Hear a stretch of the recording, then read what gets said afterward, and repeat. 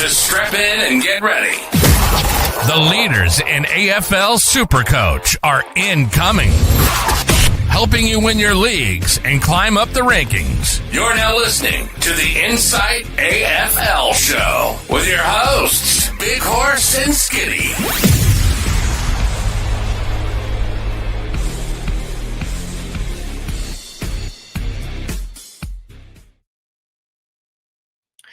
Ladies and gentlemen, hello and welcome to the Insight Fantasy Sports Network. I am your host for tonight, Deadly. Horse and Skitty and Hurls and all the other boys, they're away on Mother's Day fun duties with their loved ones, which brings me into Happy Mother's Day to all mothers out there. We at Insight, we love our mums. We love everyone who puts up with the kids and all the fun stuff. And that brings me into my special guest for tonight, host of the Footy Mailbag, Damo. How are you? Deadly, it's good to get on the Insight podcast. Get on this Sunday night review. It's going to be an interesting round that we review. Nice close games, if we're talking about the actual scores and the actual games. But in terms of SuperCoach, everything was all over the park. Yeah, no, that's 100% correct, mate. And I'm sure you'd be thrilled if we skipped the first game, but no, we won't be doing that. But before we jump into that first game, the show tonight is brought to you by Draftstars.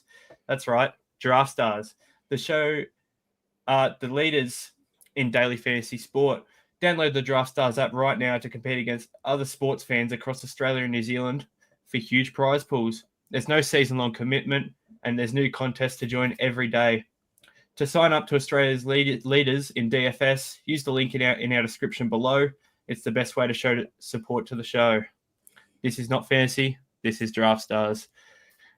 Yeah, the Draftstars it's been going pretty well for us. Especially we've had our own little insight competitions. I've managed to win a few, but had a bit of a sour weekend on that front.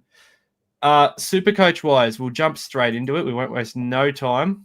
And we'll jump into the first game, which saw your Fremantle Dockers go down to Collingwood Magpies. Talk us through it for Freo. What went wrong? What went right? I mean, as you can see there, Brayshaw, Clark, Ryan, they all ended up with some pretty big scores there. 154, 146, 120. They're all gaining in ownership because of the year that they've had. And then you've got Shea Bolton there with his 114 after his putrid score against St Kilda the week before. Yeah. But I mean, the SuperCoach scores don't paint the picture of how the game went. Really, I don't know if you want me to go about the SuperCoach scores of the game itself. I could probably talk for hours about either. But yeah, I mean, as you can see there, we're not really surprised about who's at the top end of those scoring. Jackson finished on 111 after playing kind of like a ruck midfield hybrid kind of role, which might be his role going forward now that Hayden Young's out, and who knows how long Sean Darcy's going to be out for with the injury that he copped during that game, which they're only calling a jarred knee and not serious, but that doesn't mean he won't miss a few weeks. So yeah, I mean, fairly standard scoring from the Dockers boys in terms of the scores that they came out with. And unfortunately, Dudley only ended on 42, and I know lots of people went to him from Erasmus after Erasmus was named sub. So hopefully Dudley holds on. I mean, I think he's got the beauty of job security for a little while, which might save him in the long run. But yeah, I mean, there's no real surprises in terms of the top end scoring in this game for the Dockers. Yeah, that's it. You're right. Brayshaw, he just keeps on keeping on. Jordan Clark finally had that real big spike game. We've been waiting for him. And yeah, accompanied by his CKC partner, Luke Ryan. They both went big. Caleb Sarong put up another 104. It seems to be that's what he is right now this year. And we're still waiting for, another 140 type of job, but it's just not coming at the minute. He's just plodding around 100, which I suppose we're not too mad at considering some of the primo scores we've copped in the past few weeks. Yeah, he's really just absorbing the tag now. He's just taking it in his stride every single game. No one wants to tag Brayshaw. I think some people have tried, but it hasn't really worked. So Yeah, I think Sarong's just absorbing it and doing the best he can, and to crack at the 100 even while getting tagged is a pretty good feat, especially considering the taggers that he's come up against. But his spike score will come. His spike score will come. It wouldn't surprise me if it gets to mid-season and he says he was carrying something that he had to work through or something. But no, I just think he's just, the product of the team's form at the moment. Yeah, that's it.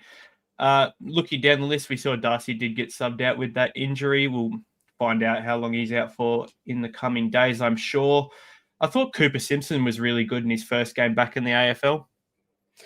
Yeah, I was surprised by his inclusion, to be honest. I wonder if he would have played if Nathan O'Driscoll was past fit, because he was a test on the injury list. So it's all eyes on whether Nathan O'Driscoll is past fit this time. But the Dockers seemed to work better in that second half once Darcy was out of the game, once they had a bit more run on the field.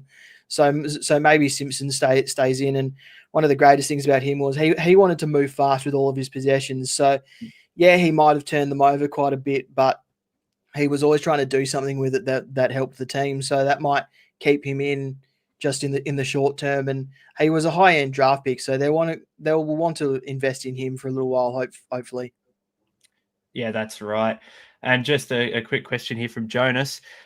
Is Oscar McDonald a chance to jump back into this Freo lineup next week, or are we dreaming a bit there with the current rookie situation? We probably need a guy like him. It will depend on whether they want to stay small with Darcy out, assuming Darcy misses, or if they want to keep bringing in that taller target up front. They brought in Patrick Voss and still had Jackson, Tracy, and Amos with Darcy still in the side. So, but that was so that Jackson could play as that hybrid midfielder ruckman type. Whether they want McDonald in so that Voss can play that kind of role or not, we'll decide whether Omac comes back in. But he had a really good game in the waffle on the weekend, so he's certainly putting his hand up. That's it. And looking over to the Collingwood side of things, with the four pensioners leaving to have a rest after their quick turnaround, I don't think I expected Jack Crisp to be the one to get all the CBAs, and he absolutely shone when he did. Yeah, I mean, we seem to have an answer for almost everyone else apart from him. Yeah. He was just getting the ball at will and doing what he wants with it, and bloody annoying to watch as a Freo fan because it was almost like that Simpsons episode with the Harlem Globetrotters. He's just spinning it on his finger, do something. But yeah, no, he was great on Thursday night, and yeah, I would not have guessed a 171 from Jack Crisp in a million years. Yeah, that's it. We probably see him lose those CBAs again and probably fall back to a wing when Pendles and all those boys come back in. Jamie Elliott kicked 6 on the weekend. Bloody good game from him. Darcy Cameron had a nice game as well up against the two ruckmen. Bobby Hill was good. Harry Perryman had a decent game. Josh Dacos, who I know a few people are looking at as a bit of a pod play, he scored a 90. I'm sure you'd be okay with that. Looking down the list, there's not many Collingwood players we look at besides number 35, Nick Dacos, who was quite ordinary, but did have a Corey Wagner stuck to him for most of the night. Yeah, I mean, Corey Wagner, someone finally tagged Nick Dacos and Corey Wagner succeeded. But I mean, the media wants to say that he's carrying an injury, and he probably is, but that doesn't mean that. But he wasn't carrying the injury for the whole game, or otherwise he wouldn't have played. So, for me, Corey Wagner succeeded at least until the injury popped up. And then just the thing that I noticed and the commentators pointed out many times was Nick Dacos never did not have an opponent. So if Wagner couldn't get to him, it was Brayshaw. If Wagner or Brayshaw didn't get to him, it was Johnson. That he always had an opponent following him. And they tried many things to try and shake off the tag, but the Dockers went with him for the whole game, and it just shows you can tag Nick Dacos. That's it. Further down the list, we see Sidebottom get subbed out after a few big games. It was a bit of a down game for him, but the quick turnaround probably didn't help him. Ned Long, for owners of him, a 65 and a break even slowly creeping up on him. It's probably almost time for him to go. Dan Houston is 64. You really can't look at him until he starts showing something. And to be honest, that's about it for Collingwood. They haven't got many SuperCoach relevant players besides those guys. So we'll move on to St Kilda versus Carlton, which we see Jack Sinclair top score for St Kilda. And I'm not going to lie, I feel like that goal was probably the big helper in this. I thought he was second fiddle to Nasiah Wanganeen-Miller for most of the night. Yeah, I mean, Nasiah got off to like 30 points within the first 10 minutes and then slowed down. But Jack Sinclair, I mean, it feels like he's going to be one of the top trade-in targets this week because that 124 will reset his break-even. And, well, with him having that round 13 bye where it's only St Kilda and Freo, he's going to play every other bye, so he's almost the perfect target. And I think he's going to be, 525K or something along those lines. A nice price just above 500. So I think he's going to be in a lot of people's trade plans, especially with that dual position. And 124 is a nice score to kind of round out his game because he was everywhere. Yeah, no, you're right.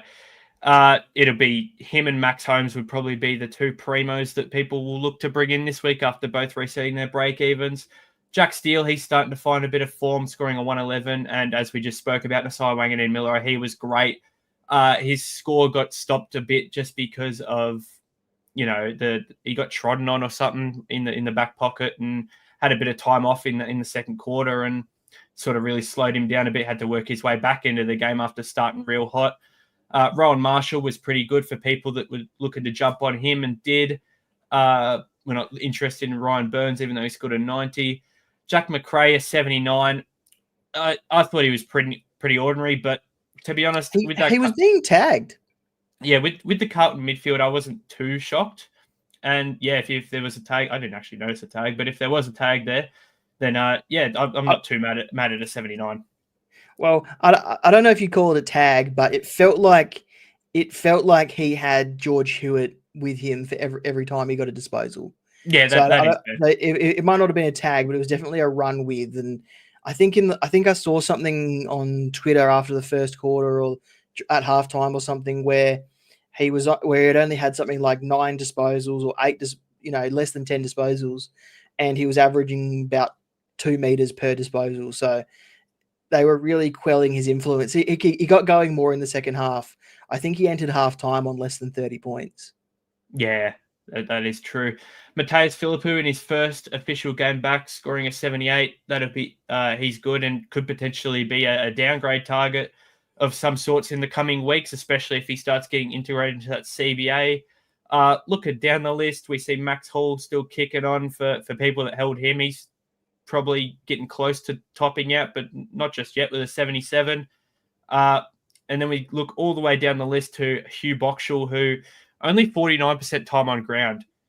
Now, people that went early on Hustwaite and were sort of forced to bring a Boxall in, probably not excited to see that, are they?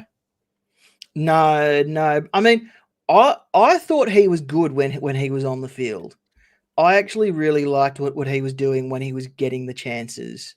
And him only getting 50% game time, that does worry you that he might be the substitute next week. And I don't trust Ross Lyon, so there's every chance. But I went Boxall after Erasmus was named sub, which was a surprise to everyone. But I hate going for rookies early, and now I've had to do it 2 weeks in a row because there literally has been no one else. Yeah, that's it. And I'll tell you what, if we might even have to settle for a guy like Boxall at this rate, the way it's going, it's looking so bad. But if he's the sub, it won't be a good time to see.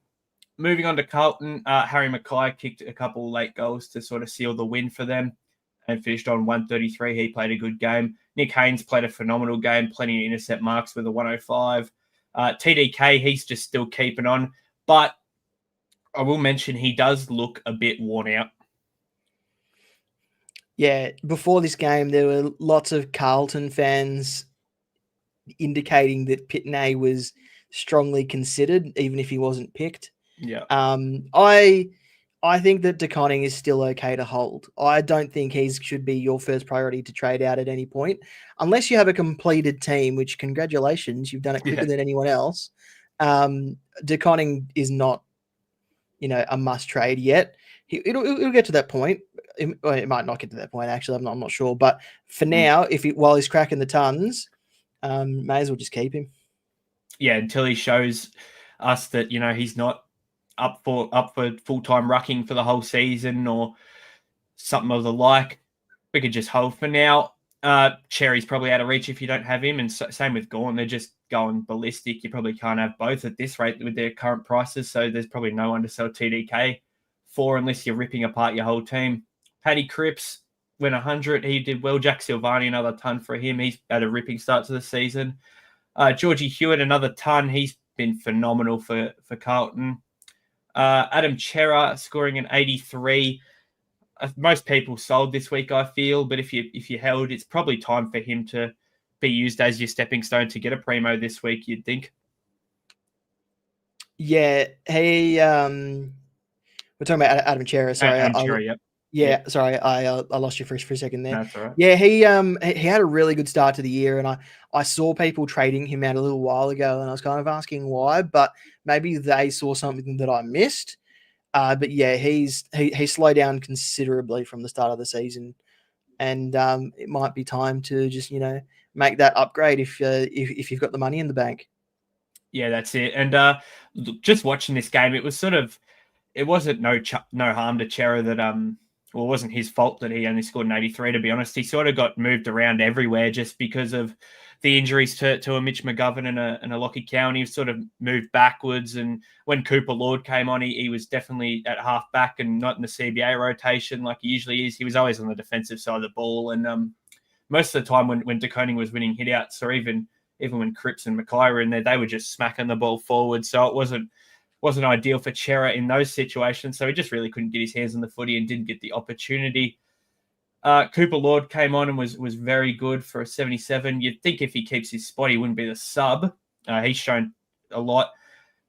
When it sort of got announced that Adam Sard would play a bit of a lockdown role in our WhatsApp, that we thought maybe Ollie Hollands would go off the chain, but instead Jackson Binns came in and played as a bit of a seagull and on the wing, and he had a phenomenal game too.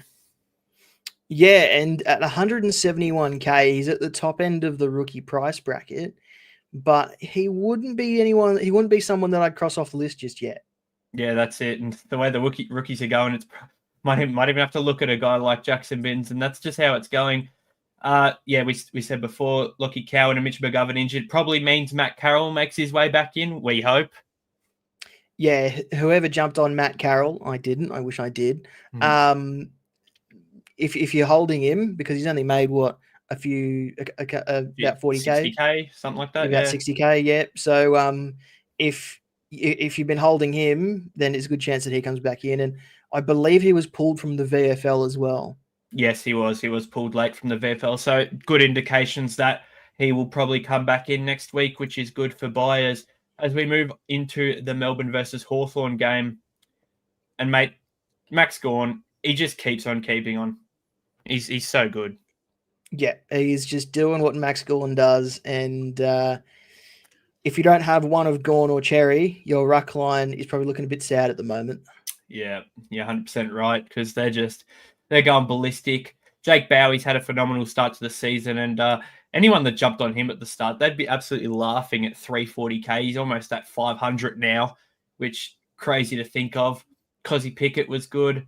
Anyone that had a Harvey Langford to start the year and potentially even held him to now, he had a phenomenal game with a 100. Anyone who bought in track, you'd be happy with a 99. As we look sort of down the list, there's not too much going on for Melbourne, besides a few guys like a Xavier Lindsay who scored a 71. And you were saying to me before the pod that you might be forced to hold a guy like Xavier Lindsay after this week just due to the rookie situation. But I suppose if he's putting up 70s, you can't be too mad. Yeah, I had him in my trade plans only because I was looking at the projections and how much money he had left to make, and all the projected scores and projected money gains and all that. But if he's going to be in that Melbourne side and keeps getting a good enough role, he might be one of the last rookies that I that I eventually move off, and he might even be on field for me for a lot of the rest of the year while I'm making my upgrades. That's it. We see Clayton Oliver there, only 13 touches for a 64. I sold a few weeks ago before the Richmond game, which, look, after the Richmond game, it looked pretty bad, but now it looks like a pretty damn good move. And if you've got Clary, what do you do? Yeah, it looked he was tagging in this game if reports are true. So I didn't watch this game. I wasn't around, but tag new. I moved off him as well. I had the choice of moving off one of Callaghan or Oliver when I was making some moves a few weeks back. I kept Callaghan. I just had a feeling that Callaghan would come good, and I moved off Oliver. And I've been happy ever since. If you have Oliver and Chera, I would hold Chera. Like it's one of those sorts of things. It's okay to keep one, but you don't want both. That's it. You're right. And I'm just quickly looking. Clayton Oliver, 458K is new price this week with a 106 break even. So goes back to his exact starting price and a 106 break even. Look, if you think there's a bounce back on the cards, you can hold. I probably wouldn't recommend it at this point. I think he's probably one that probably has to go now. He's especially if he's tagging, it's not great. Charlie Spargo, for anyone that brought him in like me, a 54, we're thrilled with. He's just been a little snail ticking along. That's about it for Melbourne. On the Hawthorn side of things, we see CJ go back-to-back 130s, which, wow, I can't believe that. I still think he's anywhere close to an option, and I wouldn't go there at all. James Warple, 120. James Sicily, 121. I know a few people were looking at Sicily as potentially a guy that they could get at a cheaper price than what he even started at. And honestly, I don't hate the move at the minute. Yeah, I mean, Sicily's one of those guys that when you talk about like a Tom Stewart, James Sicily comes into my mind almost instantly as a guy that can rival his sort of scoring, but not get injured every, 3 weeks and not be subjected to the Chris Scott laid out. So maybe Sicily's a good option, but I can't remember. Does he have the round 16 bye? Yeah, I believe so. Because when I was looking at my buys last week, I noticed that round 16 is becoming a bit tricky. 15 he's got. Round 15. So he's playing in round 16. So he probably fits your buy structure too, James Sicily, then. Yeah, I mean, potentially, if you want to get, he's definitely a bit of a pod move compared to, I think Sinclair or Holmes are going to be a lot more popular than him. So, and as Chris says here, Barras will be back next week, and I assume Scrimshaw probably comes back in too.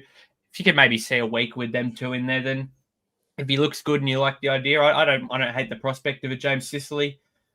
Looking further down the list, Dylan Moore, he's been okay to start the year. He's definitely had some up and down games. He's probably not one we're looking at as a top 6 forward at this stage, unless he shows a bit more compared to the guys we got, like a Chad or a Petrarca. They've all been great. Further down the list, John Newcomb obviously copped Clary in this one, which Clary did a good job on him, kept him to 57. John Newcomb, people who have him, holders, just keep on with him. It'll be a one-off. He's still got a decent run coming up, and as we said, a decent buy structure. And as we look further down the list, we see Henry Hustwaite subbed out at halftime for a 27. And you've missed one that's caught my eye actually. Lloyd Meek finished on 43. Oh yes. I didn't even notice that. Yeah, and there was a few people that brought him in for the bit of a run that he had. And I tell you what, they're not thrilled with that. It might be a case of if you have a Meek and a TDK and you don't have a Gawn and Jerry, you might be forced to break your team open to get a guy like that. It's a tough one, especially if you're in that scenario. And if you are, I pray for you. But yeah, maybe if Meek drops a bit more money, we could look at him, in 3-4 weeks' time as potentially a flex option if we like the 3-ruck style. Probably not for me, though. I probably like the 2 rucks and the bit of versatility with the mid forwards. So not ideal for Lloyd Meek there. And yeah, Henry Hustwaite, 27. Not ideal for buyers, but he should be safe for one more week at least, you'd think, right?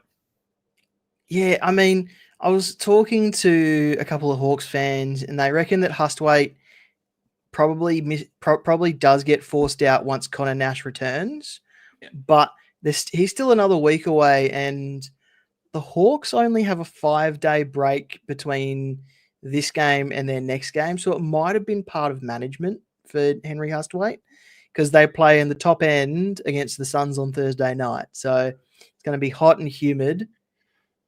Yep. It might have just been part of management, but it does scare you because if Hustwaite stays in, which I assume he will, there's also the chance that he is the sub.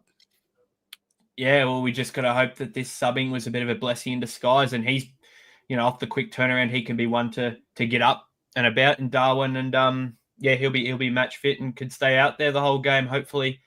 As we move on to the Flag Dons, Essendon versus Sydney, we're going to quickly have this beautiful American man speak to you about Insight's Patreon. Want to take your SuperCoach game to the next level? Insight Fantasy Sports are bringing you exclusive content all year round, such as weekly expert Q&As, team, trade, and captaincy advice, statistical deep dives, priority podcast questions, and tons more. So what are you waiting for? Get full access to the experts. Go to patreon.com/Insight Fantasy Sports and subscribe to Insight Unlimited today. Couldn't have said it better myself, American man.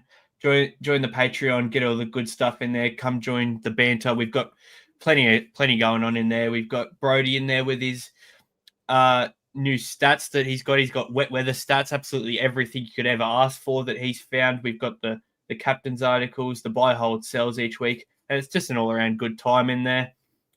So, moving on to Essendon versus Sydney. Now, as a Bombers fan, I'm absolutely thrilled with this game, but it did get a bit close for comfort. And I'll tell you what, seeing those top four scores, it doesn't really shock me with the way we played with McGrath, Martin, Reid, and Redmond.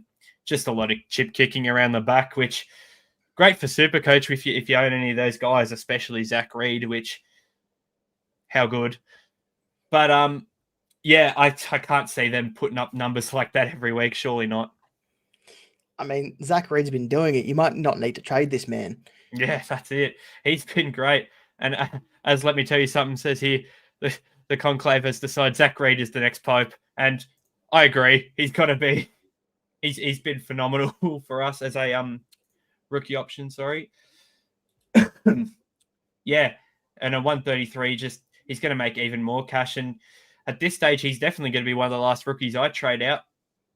As we look down the list, Old Gold, 115, how good. This was a very weird game, SuperCoach-wise, for Essendon scorers. Will Setterfield, 115, Sam Durham, 95. Jackson Pryor, if you still held him for a 93, you'd be happy, I suppose, but I don't know how many people actually still have him. He's probably one that went a couple of weeks ago. But yeah, if you still have him, he's probably got a couple more weeks now after resetting that. Zach Merritt was tagged in this one by James Jordan. He did cop the attention as we sort of expected. Still pumped out a 76, which I suppose we'll take with a hard Jordan tag. And I'll be looking to get him as hopefully a cheaper option in a couple of weeks' time. Sardell Hawley, a 69 in his first non-sub game since... Actually, it's his first non-sub game ever. The other one was the Nick Bryan injury where he came on early. But yeah, his first non-sub game member pumps out a 69. And with the rookie situation, mate, this might be a guy we look to.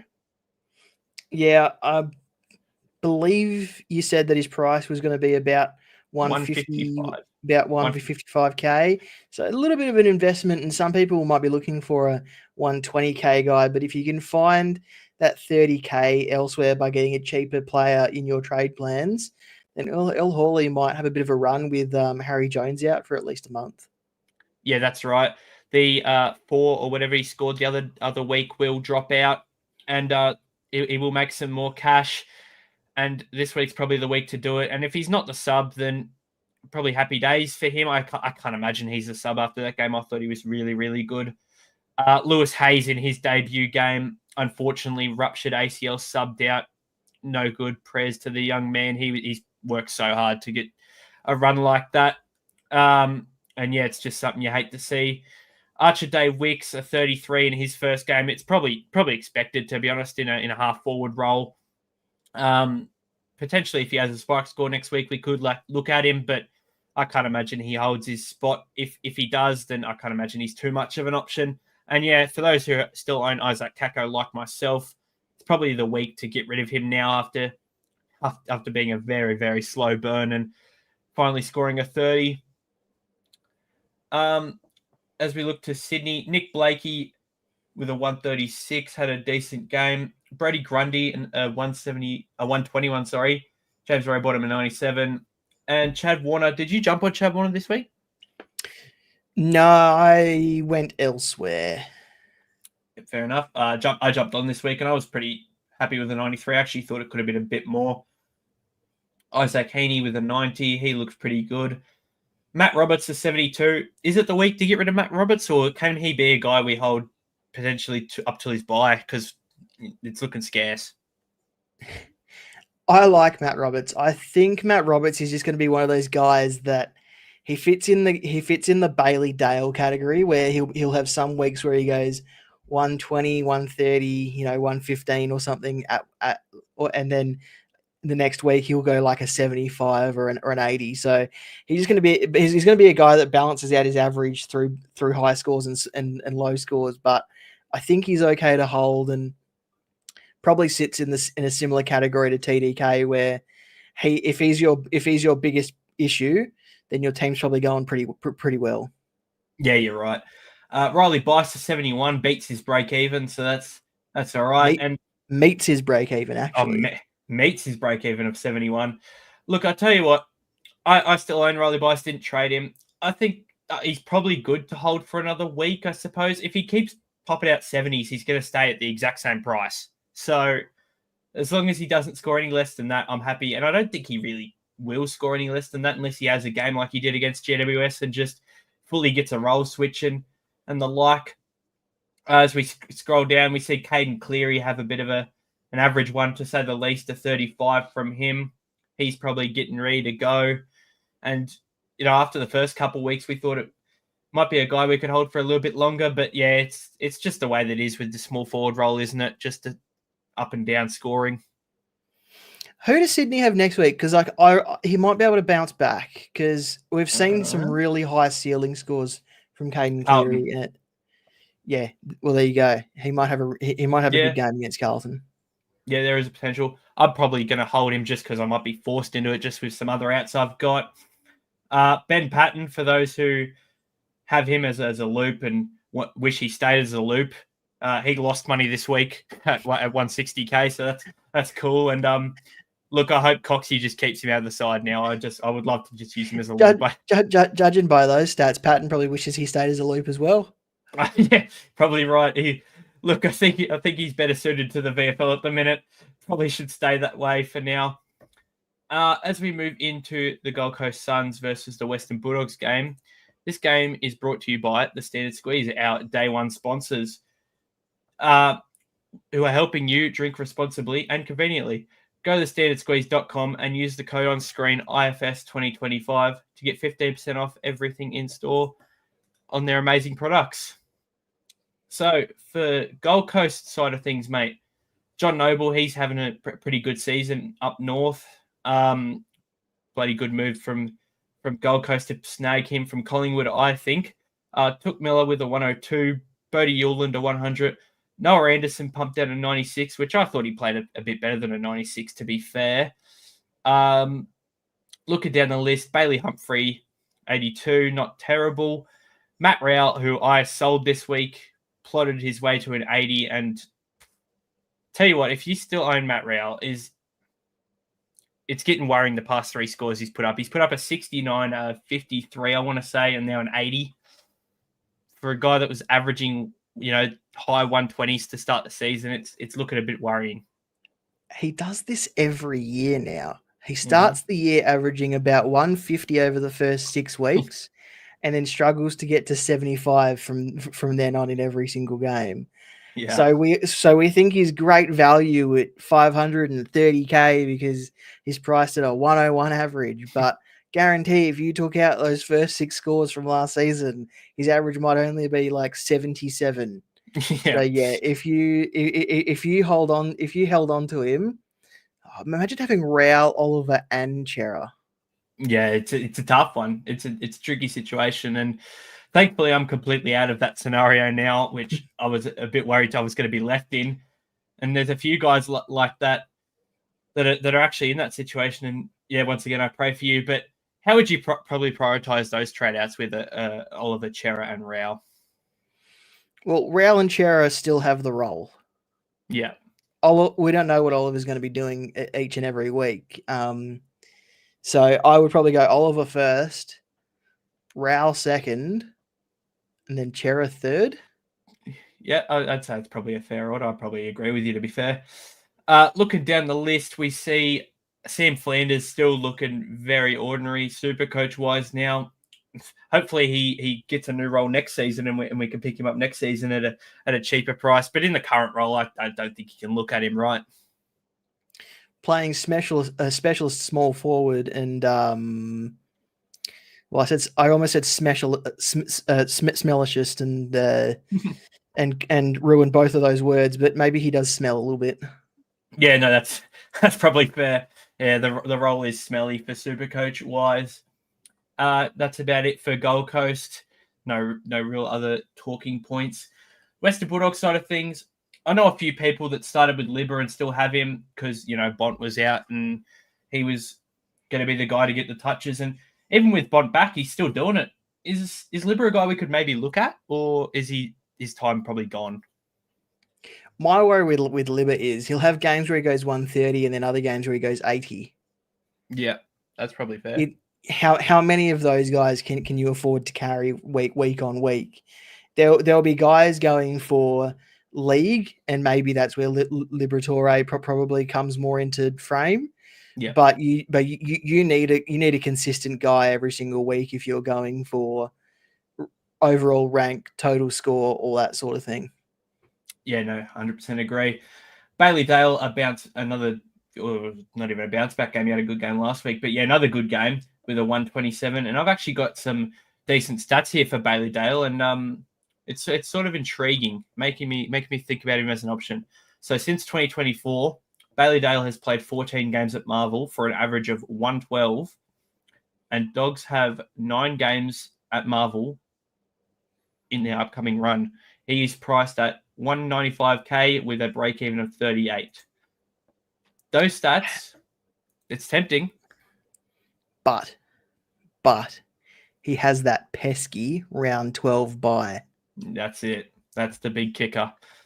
And yeah, it's that is the real kicker. It's how many of those guys can you carry? I've sort of landed on 5 primos is probably the max for round 12, I think. And any more than that, you might be in a bit of strife. But yeah, if you've got Dale, definitely hold, definitely happy with him. Can you bring him in? It's tough. I would look at him if my round 12 scenario looks okay, but it might be one I just have to let go to the wind, unfortunately. Ed Richards, he's been phenomenal this season as well, put up at 127. James O'Donnell putting up a 115. That won't happen every week. We can guarantee that. The Bont putting up a 99. This is probably the game we needed as non-owners of the Bont, I suppose, just because even a 99 is going to drop coin a bit. Yeah. We'll take 99s. He might come down to 600k. And look, if he even 640, I'm happy to go with Bont at this rate. It's just him and Butters are killing it, and they're looking like guys you just need to have. Matty Kennedy, a 97. He's just been Mr. Consistent no matter where he plays this year. Looking down the list, Tim English, an 88. He did all right. Baby Bont, Joel Frazier with a 79, and I thought he played a bit better than a 79, to be fair. But if you bought in a Frazier a couple of weeks ago, like I know a few guys did, you're probably happy with 80s, but you'd maybe be hoping for a bit more. Yeah, his role seems to be changing from week to week, Mm. where his starting position doesn't seem to be the same, and that's just Bevo working with his magnets every single week, which is always the worry when you don't bring in someone who's got an entrenched position in the Bulldogs side. So I personally wouldn't go there, even if he does bottom out in price again. But if he gets that roll back, the one that he was scoring so well in, Yeah. then we could be rolling in some points soon. That's it. And these are the guys we got to look at, these sort of mid prices, because the way the rookie situation is, we need to have a look at some mid prices that we can carry as some D7 loops at this stage, because it's looking real bad. And we just need some rookies to come along. Sam Davidson down here at a 55. He's probably one guy that there's probably time to go with him. He's made his coin and is starting to lose it now even. So, yeah, it's his time to go. And that's really about it for the Doggies, I believe. Yeah, that looks about it. So as we move on to the Adelaide Derby, which was a cracking game, by the way, Connor Rozee, who won the Derby medal for a second time, I believe, he's just been so good off this halfback role. And I tell you what, he's looking comfortable as a top 6 defender if he gets DPP. Yeah, I'm just waiting for the day that he gets the DPP, because I'll be moving him back as soon as I can and possibly trading out of a Bice or a trainer or something along those lines and shuffling around my team to bring in another premium. And I mean, he played halfback as a junior, so this role is just pretty much going back to what he did in his draft year. So yeah, he's gone back to it without an issue, and he's good to own. It's fun to own. Yeah, I bet. I didn't own him start of the season. I was thinking about doing it, especially at the start of the season. But even in this new role, I feel like I've got to have him at some point, and it'll probably be in round 13 after that bye. Especially, it's going to be a big talking point, especially coming up to it. That these couple of guys, can you really go there in the bye rounds? Like a Jason Horne-Francis, who after a first couple shitty weeks, let's be honest, he's now looking top 6 out and out. Yeah, he had a really good game, and he didn't convert some of his chances in front of goal, so his score could have been a lot bigger. But when he finally got going, because he really wasn't good in that first quarter, he looked really impressive and was making a big impact. Yeah, and that's it. And it looks like he wants to play footy now, and that's what we want to see. And if you don't have him, it's maybe a guy you might want to look at, get back in later on in the year. Probably not right now. Zach Butters, he's just a freak. There's just no need to talk about him. If you can afford, whenever you can afford him, get him. Is what I'll say. But what's he priced at? 700K, isn't it? Something ridiculous. He had a break even of above 140 this week, so 117 misses that mark, meaning that there's a chance that he could get into a reachable 640K range if we're talking Bontempelli numbers. So it might become a case of who do you want more, Butters or Bont, and it probably comes down to their fixture. Yeah, that's it. And co-host of the show, Silvertop Hurley, he showed a very interesting plan on a way to get Bont and Butters in the same week in round 13, which I'll quickly try and find, which I think might be the way I go about things, but it's a way of doing Bont and Butters and a rookie, obviously. You need to use the 3 trades because you're never going to get there from 2. And it's using, I believe, Ryan Marich, Caleb Daniel, and Levi Ashcroft, all about mid to low 400s, which as long as you have, he says here, as long as you have about 150K in the bank, you'll get there. Okay. He's done the math for it. I'll get him to put the math up in the Patreon especially and show it if he hasn't already. But it's an interesting thing getting Bont and Butters in the same week, which makes me very excited, actually. If it can work out, then it would be really good. No, that's it. Looking further down the list, Dante Vicentini in his first game back, a 98. He's mid 200Ks, unfortunately, ruck only, so probably not a guy we can look at. If you have Flynn though, Yeah. Flynn's about to max out, or maybe he has maxed out. Yeah. If you hold him for one more week, you can bank about 150, 170k going Flynn to Vicentini, and then you just continue that sort of ruck cadence by having the Port Ruckman. But with Ivan Soldo and Jordan Sweet buzzing around, I know it's the same as West Coast having Bailey Williams, but you could try it if you game. If you're not scared to play team selection lottery. Yeah, no, that's what scares me the most about it. But yeah, it's a good prospect, so that if you're willing to do it and you trust Vicentini to keep his spot, which I don't know how much I do, but it's definitely an interesting prospect and a way you could definitely go about things. Sam Powell-Pepper, if you didn't sell this week, now's definitely the time to. He's 100% maxed out. Christian Moraes came on as the sub, was nah. If you still have him, like me, why? And I'm asking myself the same question: why do I still have Christian Moraes in my team? And yeah, that's about it for Port Adelaide. Adelaide-wise, James Peatling, without Matt Crouch, he's been phenomenal in that role. And I'll tell you what, if he stays there, I'd love to own him. He's just such a fun player to watch, and he's good. But I don't know how long we can trust those scores to keep up. Yeah, I mean, the thing that stands out for me is 12 tackles, so that would have contributed to 48 of his points. Mm-hmm. Yeah, that's it. And that's what you're going to get out of a guy like Peatling, though, just tackles most weeks and the like. Moving down, Riley Thilthorpe, a 113, Josh Worrell, 115. Riley O'Brien played a good game for a 100. Isaac Rankin, a 97. He was sort of saved by his 2 goals, I'll be honest, pretty late in the piece and in quick succession. Ben Keys, if the horse is in here, that's a 94, mate. That's a bolter bet win for me. That's free beers thanks to Ben Keys right there. Sucked in. Rory Laird, a 91. Jake Saligo, 80. Jordan Dawson, who I know a few people brought in last week, 78. Pretty far from ideal, but he did have Willem Drew pretty well all over him most of this game. Yeah, he was a guy that I was even looking at 520k, I think he was. I didn't end up going there in the end. I decided to pay a little bit extra for someone who I was pretty confident was going to be top 6 to 8.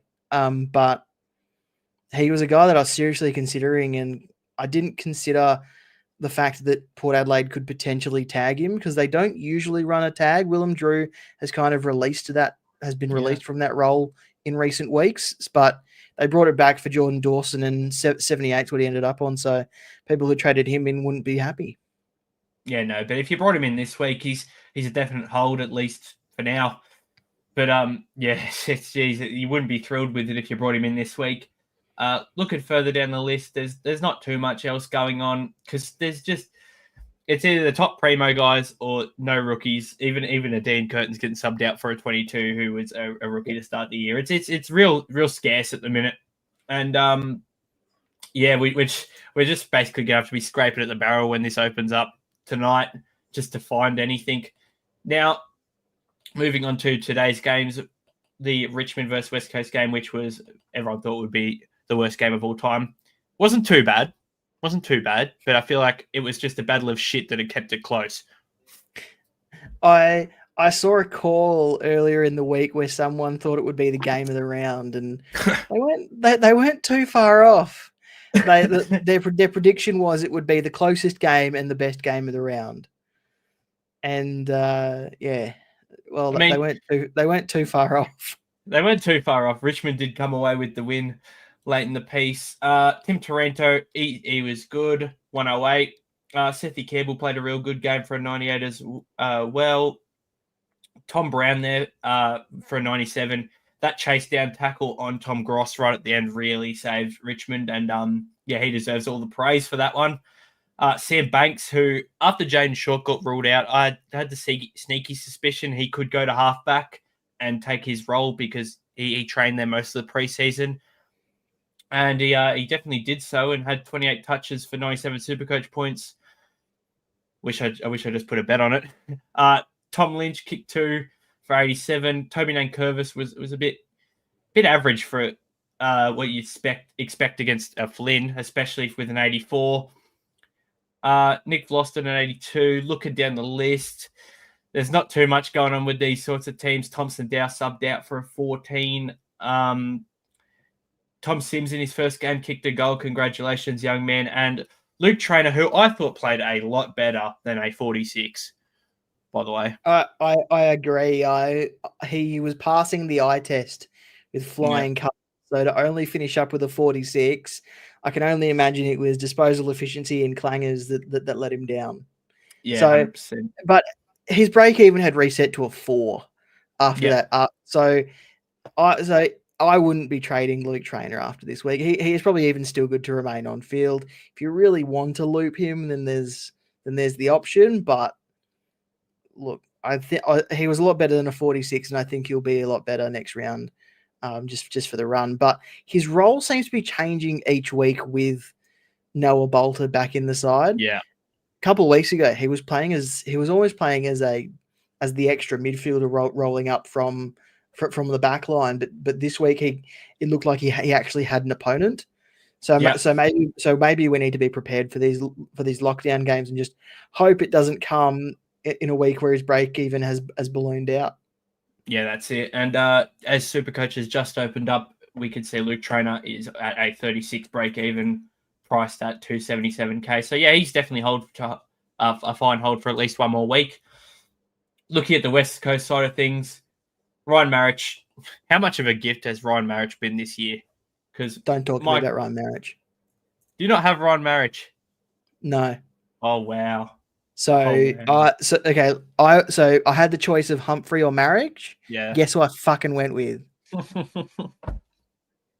Not Ryan Marich, I'm assuming. No. Oh, dude. No. Ryan Marich is currently priced at 472k with a 23 break even this week, and he's scoring top 6 at least. And it's great. It's been great. The fact that I got him for mid 200Ks anyway. Liam Baker, a 119. Jamie Cripps, a 118. Jack Graham, who I thought played really well, for a 101. Looking down the list, Matt Flynn, he did score an 80, so he did beat his break even. He's going to come into next week with a 97 break even, so potentially one to Cole against a Ron Marshall. Yeah, probably. Yeah, the prospects of BJW still being around is not ideal for Flynn, just being forced into random spots. Looking further down the list, Sandy Brock played his bubble game, scored a 60. I believe he's still going to have a decent negative break even. I'll grab that up really quickly while I'm still talking. That hasn't updated. All right, wonderful. Sandy Brock, I don't think he keeps his spot with McGovern back. And he's probably not. He's probably not one we can look at. Negative 9, 152k. Yeah, probably not.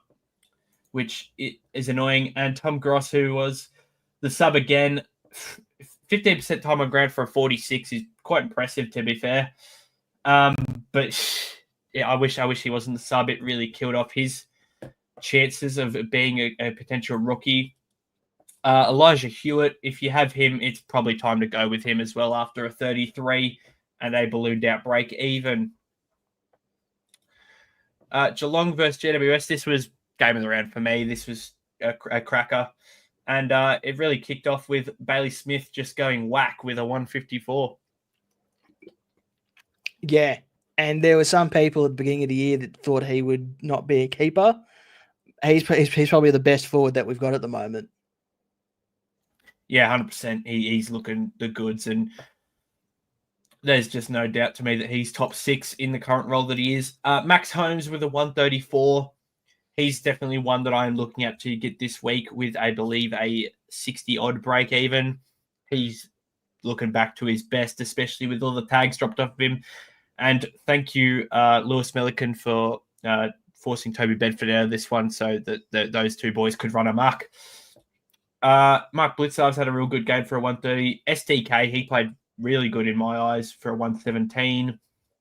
Looking down the list, Jeremy Cameron at 89. Connor O'Sullivan scored a 49. If you still had him after his big game a couple of weeks ago, it's definitely time to go. That's looking about it for Geelong. There's not much going on without, a Bailey Smith or a Holmes as the only two guys. GWS-wise, Jesse Hogan, 22 touches and 7 of them being goals. He's a freak when he's on for a 162. Tom Green, 37 touches for a 125 and a goal. Really good out of him. And did you know Lockie Whitfield has his own personal sponsor? No. Ryan from Astute Newstead. Lockie Whitfield's personal sponsor. Use your promo code INSIGHT when talking to Ryan to get all your home loans and all the finance you need done for free. I actually don't know what Ryan does. He just sort of exists in my life. But he's a good man. I'm probably not selling him the best, but I'll tell you what, he does good work and he's helped a few of the boys out for absolutely free. Lockie Ash, another good game from him, 113. Finn Callahan, who you said before you've kept, and I bet you're pretty happy with it at the minute. Yeah, he's pulled himself out of whatever slump he was in, and now he's gone back-to-back hundreds with a couple of 130s, a couple of 115s. So, pretty happy with the way he's going. And if he ends up being my long-term M8 for the rest of the season, I don't think I'll be too upset if this is the way he's going to keep scoring. That's true. Actually, I'll quickly jump back to Geelong because there is a guy I missed in Jed Buse who 172K, scored a 95. He's got a negative 25 break even. Does he keep his spot? Probably not. You'd think he probably loses it, but the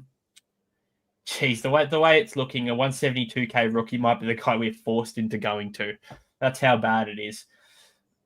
Looking down the GWS list, there's not too much going on. Toby Green at 54, bit of a down game. Kieran Briggs at 54 as well. He wasn't great. Cody Angove, he was all right in his first game of AFL football. Congrats to that man, 28. And Joe Fonte, who we thought could potentially be a bit of a downgrade this week, didn't really have a great game and finished on 29 and comes into it with about a negative 11 break even. So if Fonte keeps his spot, a negative break even of 11, it's not good. It's not good, these rookie stocks at the minute, and we just got to hope that, an Oscar McDonald comes back in or Hugh Boxall isn't the sub at this rate because, my God, it just looking at it now, it's not ideal. I mean, Hugh Boxall has entered on the bubble with a break even of minus 46 and then plays West Coast in Perth this week if he's picked. So he's almost the perfect guy to bring in anyway, slap the E on and well, as long as he's selected, obviously. And even if he is the sub, just sort of ride that poor score, that sub score out of his system and just continue from there, because we're kind of picking at scraps at the moment. That's it. Yeah, if you don't have a Boxall, it probably is him at the minute. Just early inspection. Moving on from that game, we've got the final game, which was a weird one.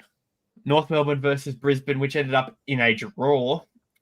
Tristan Xerri, mate, I wish I owned him. I'll put it that way. 186 for him, 19 touches, 8 tackles, 36 hitouts. He was all over the shop and was just great. That's all I can say. He was just great. Really did well in the late stages of the game to really boost that score as well. Massive second half. Yeah, huge second half.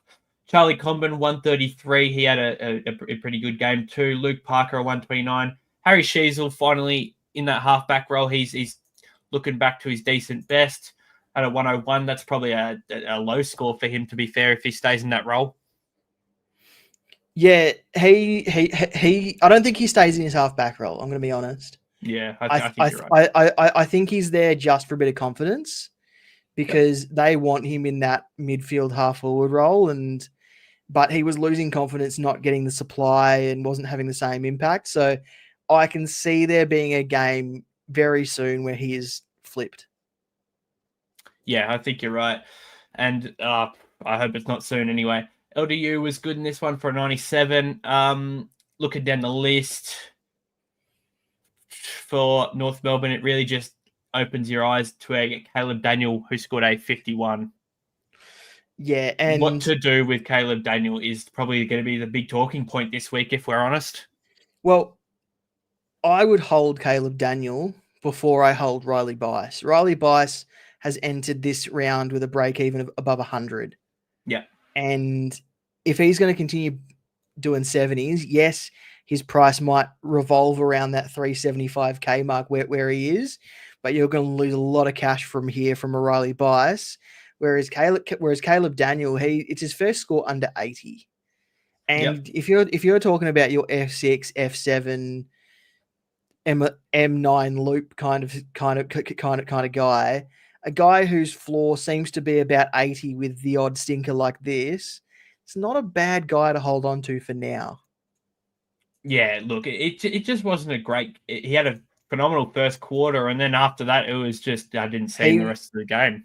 He was off the ground in the third quarter for quite a bit because he got an elbow or an arm to the face or something, and they were something like so. That's what the fan footy little banner thing said when you hovered over him anyway. So yeah. I'm assuming he might have got to a 70 if he had a bit more time on ground, but he's in a bit of a form slump. But he's a guy that I'm willing to hold. I think he can turn it around. Yeah, I think it's probably a guy we just have to hold at this rate. Yeah, that's about it. Looking North Melbourne wise, Finbar Maley, who 2 pretty average scores, including a sub at 18. Definitely not a rookie option, which we're on rookie hunt tonight, pretty much. This guy's not a rookie. He's probably one of the oldest players in the AFL. But Dane Zorko, 166. Hello. He's back. He's back. Well, he might not be back for that long, to be honest.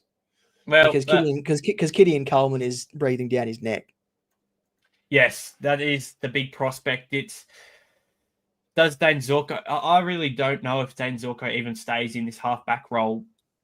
If they run a backline of Darcy Wilmot, Kitty Coleman, and Jasper Fletcher, it worries me for Zorko because he can sort of play a half-forward-ish area.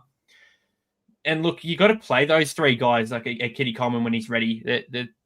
They're too good not to. Even Darcy Wilmot and Jasper Fletcher, you got to play them guys. And I don't think you can even Fletcher back out to a wing now with how good he's playing a halfback.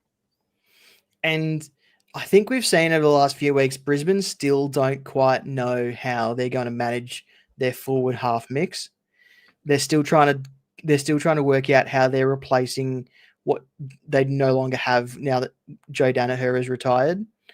And Dane Zorko probably has the leg to do those outside 50 shots that no one seems to want to try doing, that Danaher would do if there was no one to kick to from outside 50. Danaher would just have a ping, and they don't really have a guy that's willing to do that anymore.